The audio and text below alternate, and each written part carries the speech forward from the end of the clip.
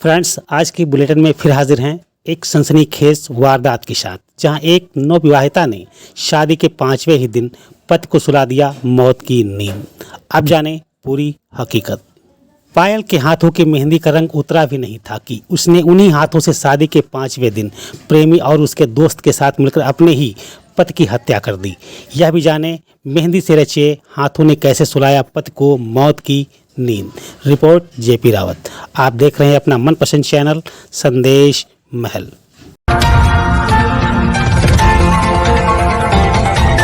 उत्तर प्रदेश के जनपद मऊ थाना क्षेत्र के उसरी विश्वनाथपुर के लोकेश चौहान 24 साल की 13 फरवरी को आजमगढ़ के छतवारापुर गांव की पायल चौहान से शादी हुई थी। शादी की सभी रस्में हंसी खुशी संपन्न होने के बाद पायल ससुराल आई। इसके बाद पति पत्नी अपने नए मकान में 2 दिन के लिए रहने पहुंचे। इसी बीच रात कुछ लोग लोकेश को बुलाकर अपने साथ ले गए, मगर वह सुबह तक नहीं लौटा। वह रात लोकेश की जिंदगी की आखिरी रात थी। इसी मर्डर हिस्ट्री में आगे क्या हुआ यह भी जाने। नवेली दुल्हन पायल ने फोन करके अपने सास ससुर को इसकी सूचना दी कि लोकेश कहीं चले गए हैं, मैं अकेली हूँ। इस पर परिजन पहुंचे और खोजबीन शुरू की। घर से कुछ दूरी पर छोटा तालाब लोकेश का शव पड़ा देखा गया।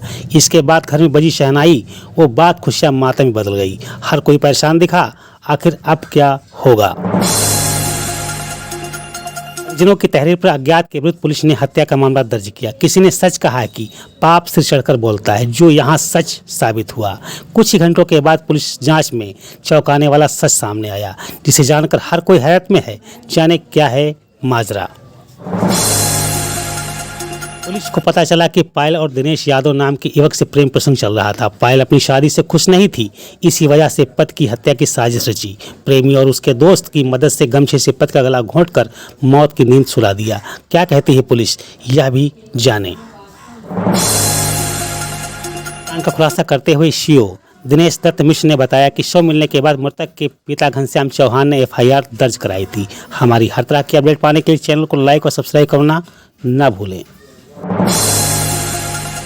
टीम, सर्विलांस टीम और थाना प्रभारी की टीम को मामले का खुलासा करने के लिए लगाया गया था। कुछ ही घंटे बाद पायल और उसके प्रेमी दिनेश और साथी अभिषेक यादव की सच्चाई सामने आ गई। दिनेश और पायल को गिरफ्तार कर लिया गया है। तीसरे आरोपी की तलाश जारी है। अब यह भी जाने पायल का कबूलनामा, क्यों की हत्या। पायल पति की हत्या की बात अपने कबूलनामा में बताया कि वह अपने प्रेमी दिनेश यादव से शादी करना चाहती थी, लेकिन परिजनों की जिद के आगे वह लोकेश से बीते 13 फरवरी को शादी करनी पड़ी।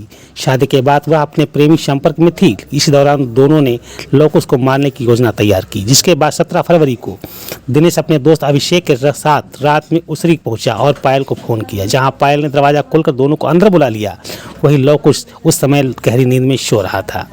जिसके बाद तीनों ने पहले लोकेश को मुंह दबाकर उसके दोनों हाथों के पीछे गमछे से बांध दिया, जिससे वह विरोध न कर सके। उसके बाद पायल ने अपने पति का मुंह दबाया ताकि वो चिल्ला न सके। दिनेश और अभिषेक ने काले गमछे से उसका गला घोंटकर लोकेश की हत्या कर दी। लोकेश की मौत के बाद उसका शव गांव की पोखरी के पास फेंक दिया। जाने मृतक की बायोग्राफी। मृतक लोकेश बंगलौर में फुल्की बेचने का काम करता था। शादी तय होने के बाद वह अपने घर आया था। मृतक के पिता घनश्याम चौहान मूलतः आजमगढ़ जिले के लारो गांव के हैं, लेकिन बीते कई सालों से वह घोसी कोतवाली क्षेत्र के अमिला के चौहानपुर में अपने ससुराल में रहा करते थे।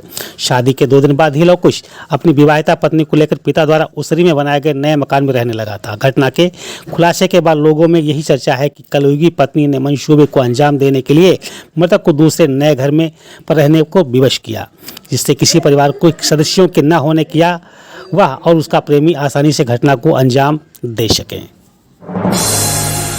आज की बुलेटिन बस इतना ही। फिर मिलेंगे किसी खास खबर के साथ। जय हिंद, जय भारत।